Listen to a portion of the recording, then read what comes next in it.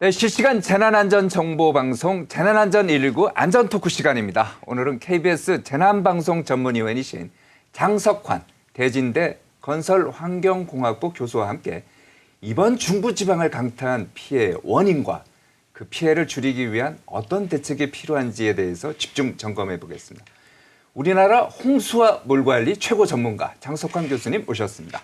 안녕하세요. 네, 안녕하세요. 네. 이번 중부지방 집중호우 피해가 너무 커요. 예. 너무 크고 언론에서는 이렇게 얘기하더라고요. 한반도 허리를 때렸다. 네. 이 정도로 얘기를 하는데 먼저 경북 안동 지역에서 집중호우가 나서 예, 어제 새벽이었죠. 그렇죠. 예. 이제 긴급 대피하는 예. 그 현장을 저희 KBS 기자가 다녀왔는데 예. 그 리포트 먼저 한번 보시겠습니다. 예. 한밤 소방대원 등에 엎인 주민, 손수레를 타고 실려 나오는 어르신도 있습니다. 폭우에 고립됐던 산간마을 주민 구조 장면입니다. 순식간에 빗물이 집안까지 차오르면서 급히 지붕으로 올라가 목숨을 건진 주민도 있습니다. 구멍짝도 있고 그래서 지붕에서 밑으로 그 안전하게 바다가 그 로프를 연결해갖고 로프를 타고 밖으로 탈출하게 됐습니다. 도로가 토사로 뒤덮여 차량 진입이 여의치 않자 소방대원들은 마을까지 걸어 들어가 고립된 주민 30명을 무사히 구조했습니다. 도로가 조금 유실되고 물이 좀 차 있는 관계로 저희들이 업고 안전한 곳으로 대피를 했습니다. 새벽부터 내린 시간당 50mm 폭우로 하천이 불어나 도로 일부가 아예 끊겼습니다. 물살을 견디지 못한 전신주는 맥없이 쓰러졌습니다. 애써 키운 농작물은 흙탕물에 파묻혀 쑥대밭이 됐고 창고 건물도 무너져 내렸습니다. 농촌의 주택들도 침수 피해를 입었습니다. 보시는 것처럼 토사가 집 안까지 몰려들면서 가재 도구가 이렇게 널브러져 있고요. 냉장고도 중심을 잃고 넘어져 있는 것을 볼 수 있습니다. 이번 집중호우로 경북에서만 지금까지 주택 50여 채가 침수됐고 도로 유실과 토사 유출 등 150여 건의 피해가 접수됐습니다. KBS 뉴스 김지훈입니다. 왜 이렇게 피해가 큰 것 같습니까? 보면은 주민들 고립되고 집도 무너지고 예. 그다음에 도로도 유실되고 비가 많이 온 건 알겠는데 혹시 우리가 좀 대비가 좀 부족한 건 아닌가? 하천 범람이라든지 산사태 같은 거요. 어제 아침에 어제 새벽이었죠. 경북 안동 지역에 시간당 50mm 정도의 비가 왔거든요. 최근에 이 강우 패턴을 살펴보면 아주 얇고 긴 띠 모양, 우리가 그렇죠. 대형이라고 동서로 이렇게 되어 있는데 이 전선이라고 하는 게 그 북쪽에 있는 고기압 세력과 남쪽에 있는 저기압 세력이 만나서 어떤 세력 간의 균형을 이루는 그 교차점에서 이제 우리가 장마 전선이라고 하는 게 생기는 건데요. 네. 최근에 한반도 강우 패턴 같은 경우는 이 전선이 굉장히 얇고 긴 띠 모양으로 돼. 그래서 거기 걸쳐 있는 데가 주로 이제 중부 지역에 올해는 많이 걸쳐 있는 것 같아요. 지금 이제 그래서 경북, 충북, 오늘은 남쪽으로 약간 전북 쪽까지 그렇습니다. 이렇게 좀 내려갔다 왔다 갔다 하고 있는데 어제 같은 경우는 시간당 50mm, 누적 강우량 한 200mm 정도가 왔거든요. 여기서 시간당 50mm, 1시간에 50mm가 오면 기상청에서 극한호우라고 하는 것을 이제 작년에 최근에 도입을 했는데 수도권에서는 50mm 이상이 되는 극한호우가 발생한 적이 있었는데 지금 비수도권 지역에서는 아마 처음으로 발령을 한 것 같아요. 그러니까 그 정도로 집중적으로 왔다. 홍수라고 하는 것은 전체 비가 얼마나 많이 왔느냐, 뭐 200mm, 300mm, 500mm 왔느냐 이게 중요한 게 아니라 시간당 강우, 집중 강우가 얼마나 왔느냐가 가장 중요하고 그것에 의해서 피해가 결정이 되는데 어제 안동에서 1시간 50mm 정도 왔다고 하는 것은 극한호우로서의 하고 극한호우가 된다고 하는 것은 통계적으로 쭉 살펴봤더니 시간당 50mm 이상 오는 경우가 이런 재난 사고가 났다든지 그다음에 홍수가 난 지역이 한 80%, 그러니까 확률적으로 한 80% 정도는 사고가 날 수 있는 그런 가능성이 있는 호우다 이렇게 보여지거든요. 그래서 어제 이제 기상청에서 첫 이제 긴급 재난 문자까지도 발생을 한 그런 상황이었고요. 또 이제 그쪽 부분뿐만이 아니고 충북 옥천면에서는 이번에 이제 그 비가 105, 60mm 정도 와서 굉장히 집안이 물러진 상태에서 비를 점검하기 위해서 자기 이 집 마을에 이렇게 가셨다가 한 분이 그렇죠. 산사태. 매몰돼서 이렇게 된 그런 상황도 있었거든요. 그래서 지금과 같이 이렇게 집중호우가 되는 시점, 그리고 혹시나 이제 우리 시청자분들께서 이런 긴급 재난 문자, 특히 시간당 50mm, 30mm 이상 되면 굉장히 좀 주의를 해야 되고, 최근에 이제 산사태 위험지구로 지정이 된다든지, 아니면은 이번에 이제 홍수가 나는 지역도 대하천인 국가하천에서 나는 게 아니고 대부분 지방하천 혹은 수하천이나 지방하천 같은 경우는 홍수에 대한 대비에 대한 하천 제방이나 이런 부분들이 정비율이 한 50% 정도밖에 되지 않거든요. 50%요. 그래서 국가하천은 한 80% 정도 이상으로 되어 있는데, 그래서 50% 정도밖에 되어 있지 않기 때문에 언제든지 그 부분에서는 이렇게 집중호우가 났을 때는 제방이 유실을 되거나 하천이 범람할 수 있는 가능성이 있기 때문에 주의가 좀 필요하다, 이렇게 보여집니다. 50mm 기준이라고 한다면 우리가 이제 차를 운전하고 갈 때 윈도우 브러쉬가 네.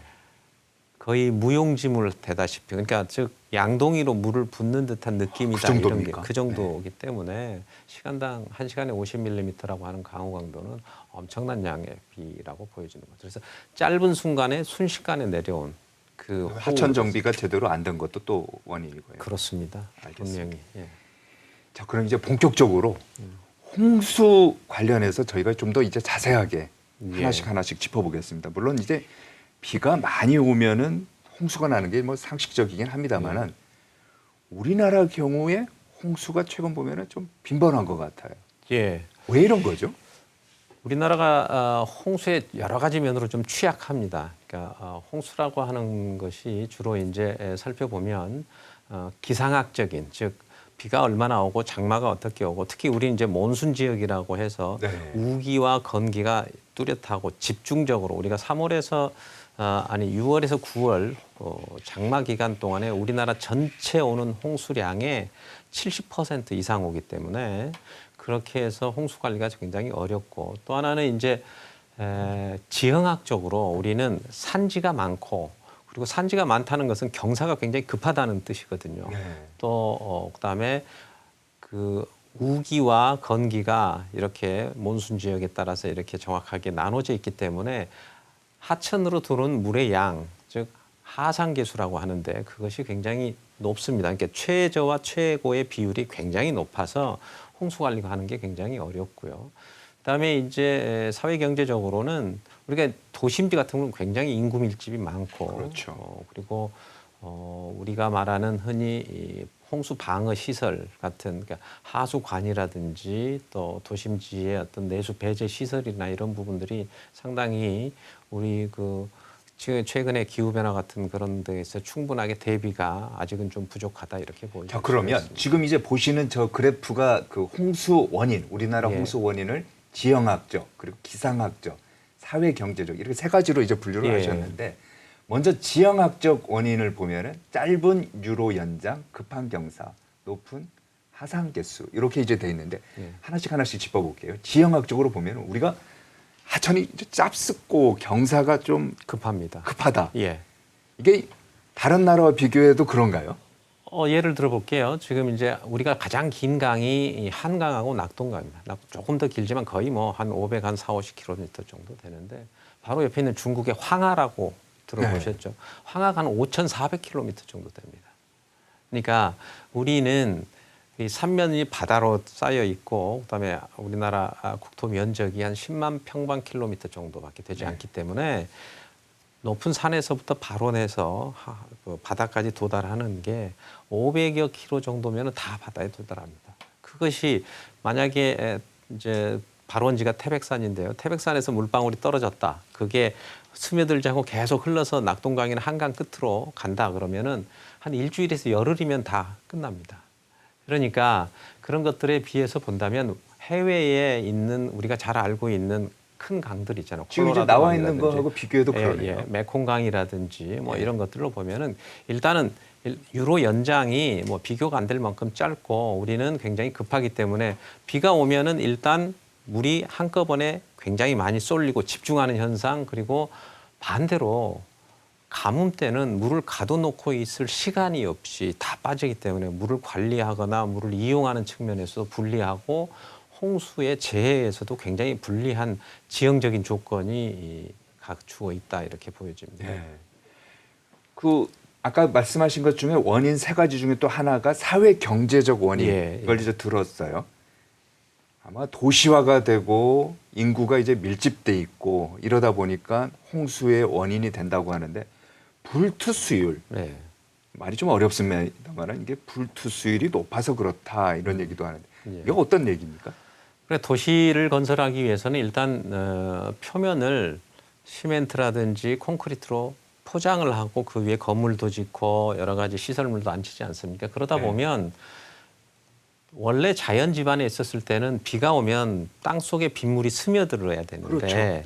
지금은 스며들지 않고 전부 다 도로 위에 그대로 있어서 그 위에 지표에서 물이 그대로 흘러서 어디까지 가냐면 우리가 배수 펌프장이라든지 어느 한 곳에 집중이 되게 돼 있어요. 그렇지만 문제는 그것이 땅속에 스며들어서 천천히 나와야 될 물이 한꺼번에 비가 오면 전부 다 집중이 되기 때문에 우리가 흔히 말하는 도달 시간이 굉장히 짧습니다. 도달 시간이 짧다고 하는 것은 오늘 어제같이 이제 50mm 시간당 50mm가 오면 다른 때는 한 60%가 땅속으로 스며들고 한 30%만 땅 위로 흘러들어서 그 물이 홍수를 유발시킬 수 있는 개연성을 갖고 있는 물인데 그 부분들이 지금은 90%, 100%가 전부 다 땅 위로 흐르기 때문에 물이 한꺼번에 모이면 홍수가 날 가능성이 많은 거예요. 그것이 이제 불투수율이죠. 즉 땅 속으로 투수가 되지 않는 비율을 불투수율인데 지금 이제 저기 그래프에 보면은 서울시 불투수율 분포도 하면은 이제 짙은 색으로 되어 있는 게 예. 가장 아래가 이제 90%. 짙은 석으로 돼 있을수록 포장이 많이 돼 있다. 즉 시멘트나 콘크리트로 포장이 다 돼 있는 경우도 90%라고 하는 건 10% 정도만 땅속으로 스며들고 나머지는 아스팔트나 콘크리트 위로 다 모여 있다 이런 거거든요. 그렇게 되면은 과거에는 저런 불투수율이 적었을 때는 땅속으로 스며들어가는 게 많기 때문에 홍수 나는 양이 즉 절대적인 홍수량이 적지만 지금 같은 경우는 비가 100이 오면 100이 전부 다 홍수에 날 수 있는 그 양으로 전환이 될 가능성이 많다는 거죠. 그래서 전체적으로 지금 90% 이상 되는 것이 약 서울시의 전체 면적의 한 40% 가까이 됩니다. 40%. 예, 예. 그렇기 때문에 서울시는 비가 많이 오면 그 방어 시설인 하수관이라든지 그다음에 저류조라든지 빗물 펌프장으로 나가는 부하량이 굉장히 부담이 많이 되는 거죠. 저 양을 해야 되기 때문에.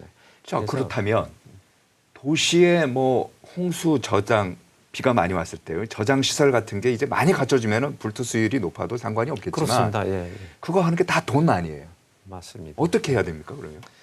그래서 지금 이제 서울시에서 이제 대심도 터널을 지금 계획을 하고 있는 경우도 한꺼번에 비가 50mm, 뭐 100mm 가까이 오더라도 충분히 거의 견뎌낼 수 있는 지역을 해서 만들겠다는데 그게 보통 뭐 조 단위의 돈이 들기 때문에 그게 상당히 좀 쉽지는 않습니다. 그럼 이제 첫 번째는 불투수율을 지금 보시다시피 불투수율을 낮추는 방법이 하나가 있죠. 네. 예. 그래서 지금은 이제 자연형 하천이라든지 지금 요즘에 보시면은 이제 주차장 같은 경우는 옛날처럼 완전히 포장하지 않고 이렇게 블럭 형태로 해서 물이 빠질 수 있도록 만들어주는 네네네. 그게 이제 불투수율을 좀 이제 높이는 그런 불투수율 자체를 조절하기 위해서 만든 그런 거기도 하거든요. 그래서 그런 부분들의 불투수율을 이제 낮추는 그런 방법이 있고 또 하나는 소규모 저류지 형태로 조그만한 저류지들을 여러 군데 학교 운동장이라든지 놀이터라든지 이런 부분들 지하에 비가 오면 그 지역에 있는 빗물을 모아서 홍수 조절할 수 있는 어떤 기능을 가진 소규모 다목적 저류지 형태를 만든다든지 또 하나는 큰 정말 돈 많고 또 뭐 시간이 충분하면은 대심도 터널 같은 큰 저류조 형태를 해서 만들어내는 것이 뭐 확실한 방법이긴 하지만 그게 많은 돈과 시간을 거치기 때문에 여러 가지 방법들을 다 적절한 방법들을 선택을 해서 이걸 대비를 해야 되고 마지막으로 이제 보통 이제 하수 관거가 30년 이상 노후된 게 많습니다.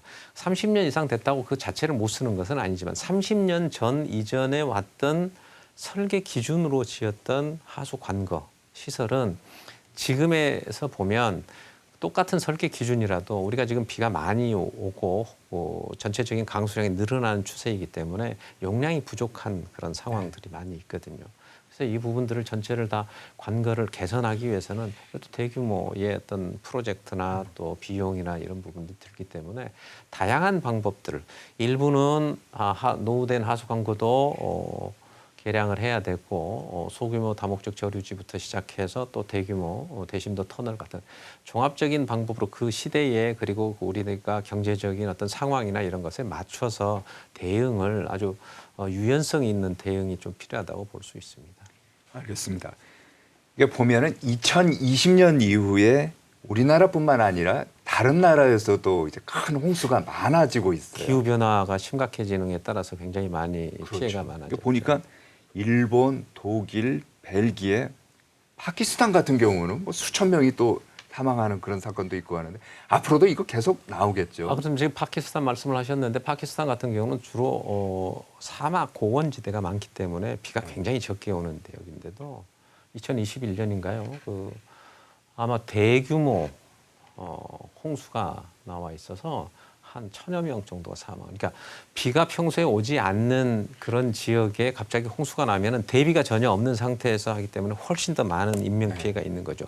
비가 잘 오지 않는 그 건조한 지역 같은 경우에 흔히 말하는 우리 몽골 같은 데 같은 경우도 비가 거의 오지 않고 1년에 한 300mm에서 500mm 정도밖에 안 오는데 거기서 만약에 조그만 비가 뭐 하루에 100mm만 오면은 도시가 잠길 정도로 홍수 대비가 안 돼 있는 거거든요. 마찬가지로 파키스탄도 역시 그런 상황이었고 유럽 같은 경우는 대부분 겨울철하고 여름철하고 홍수량의 차이가 그렇게 크지 않아요.